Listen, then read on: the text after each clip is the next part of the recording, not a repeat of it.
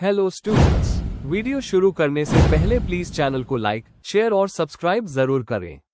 एक important information, अगर आपको इस वीडियो के नोट्स चाहिए तो डिस्क्रिप्शन बॉक्स में दिया गया डाउनलोड लिंक चेक करें। Thank you. चलिए शुरू करते हैं। इस वीडियो में हम पढ़ेंगे BPCE 145 काउंसलिंग साइकोलॉजी के प्रीवियस ईयर क्वेश्चन और most important questions with answers. ये क्वेश्चंस आपके एग्जाम के लिए बहुत इंपॉर्टेंट है। अगर आपने ये अच्छे से कर लिए तो एग्जाम निकलना पक्का है। Let's begin. Question 5, define music therapy, describe the history and various approaches to music therapy.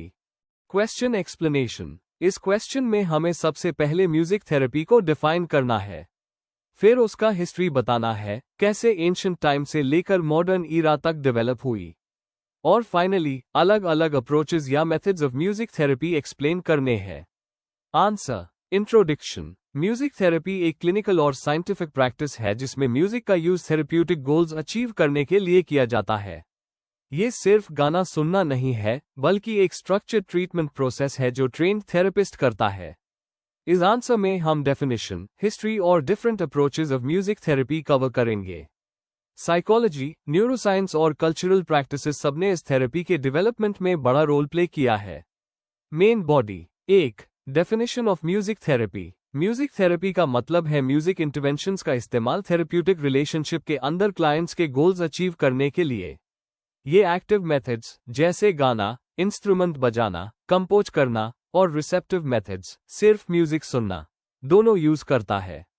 इसका मेन एम है इमोशनल बैलेंस लाना, मेंटल हेल्थ इंप्रूव करना और फिजिकल रिहेबिलिटेशन सपोर्ट करना। 2. History of music therapy. Ancient time. Greek philosophers Plato और Aristotle ने music के emotional और मोरल इफेक्ट्स पे फोकस किया। इंडिया में राग चिकित्सा यूज होता था हीलिंग के लिए। मेडिवल एंड रेनेसांस पीरियड, इस टाइम पे चांटिंग और हिम्स को स्पिरिचुअल और मेडिकल हीलिंग के लिए यूज किया जाता था।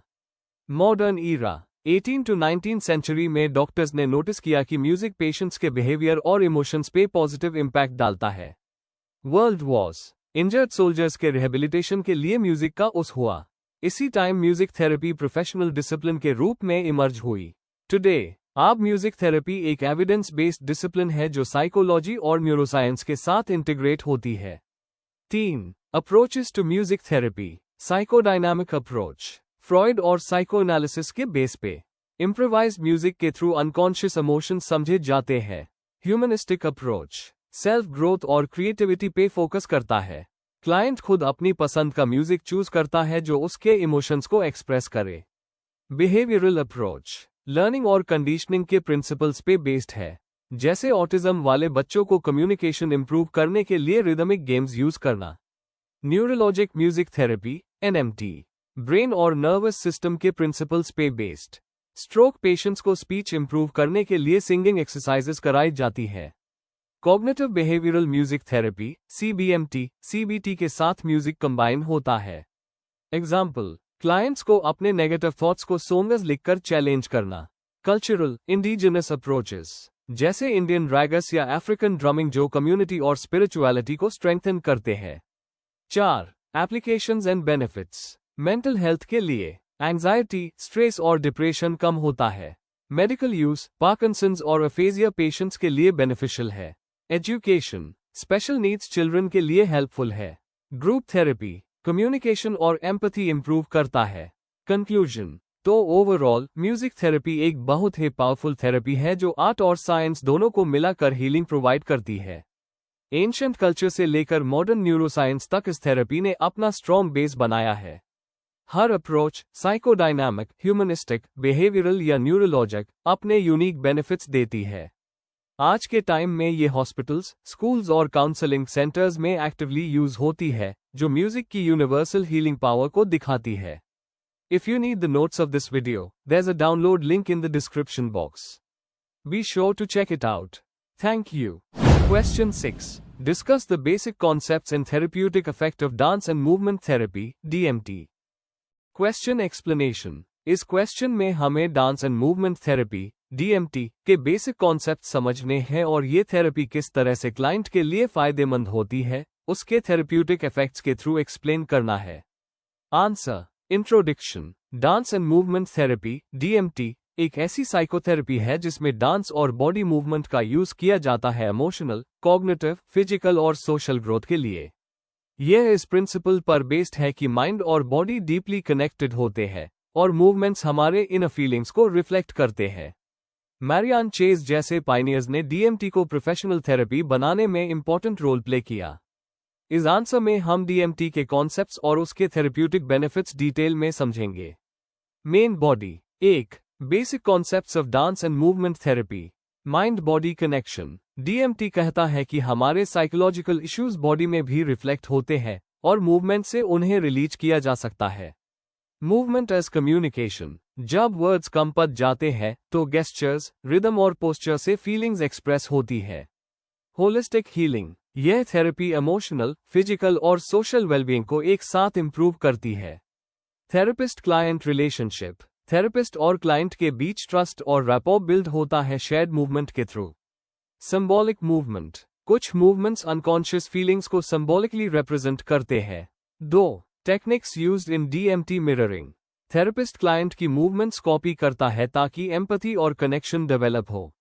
इम्प्रोवाइजेशन। क्लाइंट्स को फ्री मूवमेंट्स करने के लिए एनकरेज किया जाता है जिससे उनका सेल्फ डिस्कवरी होता है। Rhythmic movement. म्यूजिक और रिदम का उस करके एनर्जी और कोऑर्डिनेशन इंप्रूव होता है। Movement dialogue. थेरेपिस्ट और क्लाइंट के बीच नॉन वर्बल बातचीत मूवमेंट के थ्रू होती है। Group activities. Group dance exercises से बॉन्डिंग और कोऑपरेशन बढ़ता है। 3. Therapeutic effects of DMT emotional release.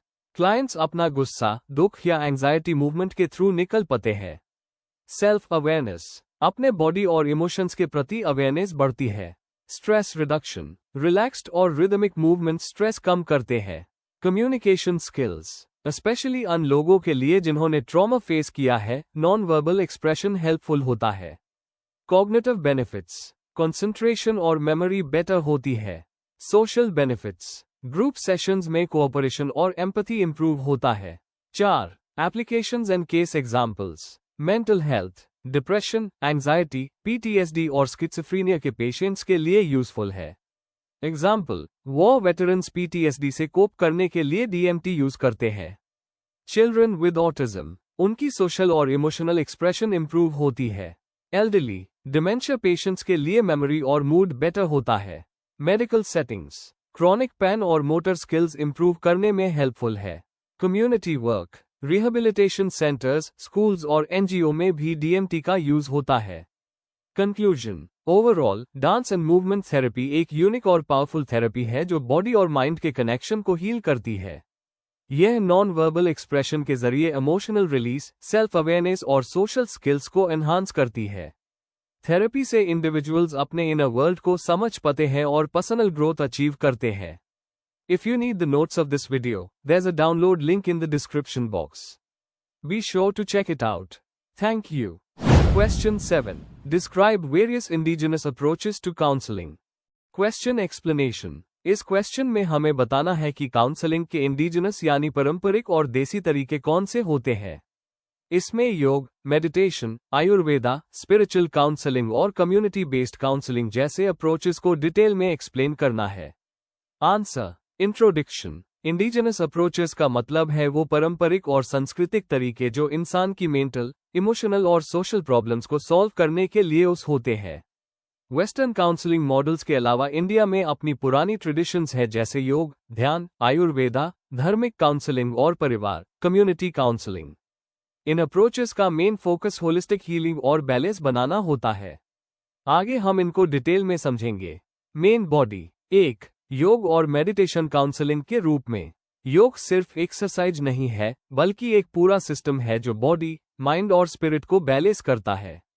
Patanjali के योग सूत्रास में आसना, प्राणायाम और ध्यान को इंपॉर्टेंस दी गई है।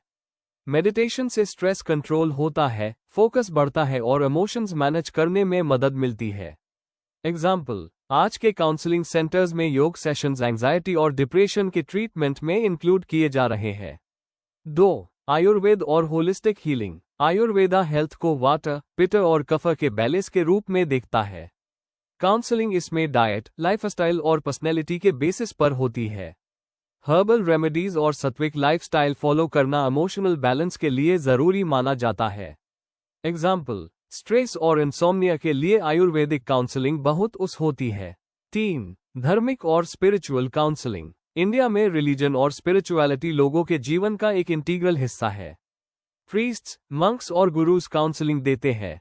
स्पिरिचुअल काउंसलिंग में प्रेयर, मंत्र जाप, स्क्रिप्चर्स जैसे भगवद गीता पढ़ना और मोरल गाइडेंस देना शामिल है। यह अप्रोच इंसान को होप और लाइफ का डीपर मीनिंग देता है। एग्जाम्पल, जो लोग ग्रीफ या लाइफ क्राइसिस से गुजर रहे होते हैं वो स्पिरिचुअल काउंसलिंग को अडॉप्ट करते हैं। 4. कम्युनिटी और family based counselling. Indian culture में परिवार और समाज बहुत इंपॉर्टेंट होते हैं। फैमिली एल्डर्स और कम्युनिटी लीडर्स ट्रेडिशनली काउंसलर का काम करते हैं। कम्युनिटी काउंसलिंग में ग्रुप डिस्कशंस, कहानी सुनाना और एल्डर्स से एडवाइस लेना शामिल होता है।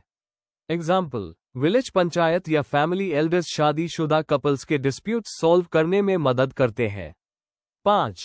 इंडिजिनस हीलिंग प्रैक्टिसेस और रिचुअल्स। रूरल एरियाज में लोग फोक हीलर्स और रिचुअल्स के थ्रू काउंसलिंग लेते हैं। कलेक्टिव प्रेयर्स, भजन, कीर्तन और कल्चरल गैदरिंग्स इंसान को इमोशनली हील करते हैं। एग्जाम्पल, भजन कीर्तन के दौरान लोगों को मेंटल पीस और सोशल सपोर्ट मिलता है। Conclusion, indigenous counselling approaches India की रिच ट्रेडिशन और स्पिरिचुअलिटी में बेस्ड है। इनका मेन फोकस होलिस्टिक हीलिंग और कम्युनिटी सपोर्ट होता है। मॉडर्न साइकोलॉजी के साथ इन ट्रेडिशनल मेथड्स को कंबाइन करने से काउंसलिंग और इफेक्टिव हो सकती है। यह कल्चरली रेलेवेंट होने के साथ साथ लॉन्ग टर्म मेंटल हेल्थ के लिए भी यूजफुल है। If you need the notes of this video, there's a download link in the description box. Be sure to check it out. Thank you.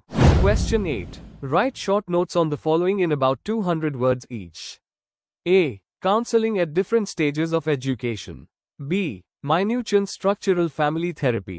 Question explanation. इस question में हमें 2 short notes लिखने हैं। पहले पार्ट में हमें explain करना है कि अलग अलग education stages, primary, secondary, higher पर काउंसलिंग कैसे हेल्प करती है। दूसरे पार्ट में हमें मिनिचिन की स्ट्रक्चरल फैमिली थेरेपी के प्रिंसिपल्स और टेक्निक्स समझने हैं। दोनों को अलग अलग लिखना है। आंसर। इंट्रोडक्शन। काउंसलिंग हर स्टेज पर स्टूडेंट के पर्सनल, एकेडमिक और सोशल ग्रोथ में इंपॉर्टेंट रोल प्ले करती है। साथ है फैमिली बेस्ड थेरेपीज जैसे मिनिचिन की स्ट्रक्चरल फैमिली थेरेपी बताती है कि फैमिली डायनामिक्स इंडिविजुअल के बिहेवियर और वेलबीइंग को डीपली इम्पैक्ट करती है। इस आंसर में हम दोनों पार्ट्स डिटेल में पढ़ेंगे। Main body. A. Counselling at different stages of education. Primary education में काउंसलिंग। छोटे बच्चों के लिए काउंसलिंग मेनली एडजस्टमेंट और लर्निंग डिफिकल्टीज को एड्रेस करती है। स्टडी हैबिट्स, डिसिप्लिन और सोशल स्किल्स डेवलप करने में मदद मिलती है। एग्जाम्पल, अगर एक बच्चा स्कूल आने से डर रहा हो तो काउंसलर उसकी एंजाइटी रिड्यूस करने में हेल्प करेगा। सेकेंडरी एजुकेशन में काउंसलिंग। इस स्टेज पर स्टूडेंट्स एडोलेसेंस के चेंजेस फेस करते हैं, peer pressure, identity issues, exam stress. Counsellors उन्हें स्ट्रेस मैनेजमेंट, कॉन्फ्लिक्ट रेजोल्यूशन और करियर गाइडेंस देते हैं। एग्जाम्पल, वर्कशॉप कराना ऑन एग्जाम स्ट्रेस और फ्रेंडशिप इश्यूज हैंडल करना। हायर एजुकेशन में काउंसलिंग। कॉलेज लेवल पर career choices, academic stress, relationship problems और मेंटल हेल्थ चैलेंजेस कॉमन होते हैं। काउंसलर उनको करियर गाइडेंस, टाइम मैनेजमेंट और इमोशनल सपोर्ट देते हैं। एग्जाम्पल, काउंसलर स्टूडेंट को स्पेशलाइजेशन चूज करने या जॉब के लिए प्रिपेयर करने में गाइड करता है। ओवरऑल, काउंसलिंग हर स्टेज पर स्टूडेंट्स को इमोशनली स्ट्रांग और एकेडमिकली फोकस्ड बनाती है। B. Minution structural family therapy. Overview of structural family therapy, SFT, Salvador Minuchin ने 1960 में डेवलप किया। ये फैमिली के स्ट्रक्चर और रोल्स पर फोकस करती है। फैमिली को एक सिस्टम माना जाता है जिसमें एक मेंबर का प्रॉब्लम पूरी फैमिली को अफेक्ट करता है। की कॉन्सेप्ट्स। सबसिस्टम्स। हर फैमिली के अलग सबसिस्टम्स होते हैं जैसे parental, sibling, spousal. Boundaries. Rigid boundaries isolation लाती है, डिफ्यूज बाउंड्रीज इन्मेशमेंट क्रिएट करती है और क्लियर बाउंड्रीज हेल्दी होती है। हायरार्की। पेरेंट्स को प्रॉपर लीडरशिप और अथॉरिटी रखनी चाहिए। Therapeutic goals and techniques. Goal है डिसफंक्शनल फैमिली पैटर्न्स को चेंज करना।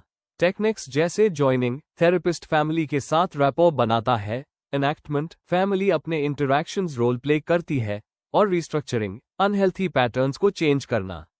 एग्जाम्पल, अगर बच्चे पेरेंट्स के जगह डिसीजन ले रहे हैं तो थेरेपी हायरार्की को करेक्ट करने में हेल्प करती है।